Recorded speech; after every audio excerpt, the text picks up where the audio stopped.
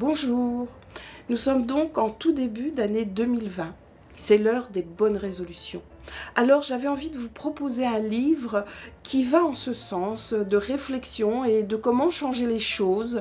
Ce livre, c'est un beau livre, La Terre vue du cœur d'Hubert Reeves avec la participation de Frédéric Lenoir.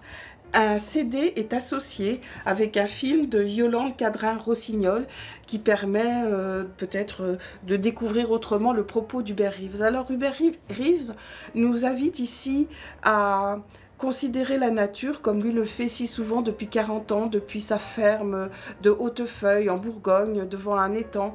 Voici 40 ans, il voyait des nuées d'hirondelles au printemps qui au-dessus de cet étang. Et aujourd'hui, il doit être content quand il en voit une ou deux. Voilà le constat. Mais le constat n'est pas négatif, c'est-à-dire qu'Hubert Reeves nous transmet cette idée qu'on peut faire quelque chose, qu'il est encore temps de faire quelque chose. Il dit qu'aujourd'hui, deux forces sont à l'œuvre dans notre monde, une force de destruction, une force de restauration, et les deux croissent. On ne sait pas, dit-il, dans combien d'ici quelques années, 30 ou 50 ans, laquelle des deux va gagner. Donc ça vaut vraiment le coup de s'y mettre.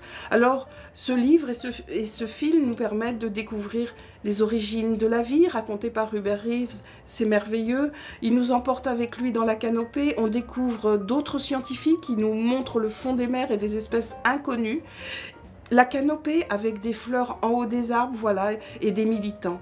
Et on croise beaucoup de militants qui s'engagent, des jeunes qui sont prêts à construire leur avenir en faisant procès par exemple au gouvernement américain.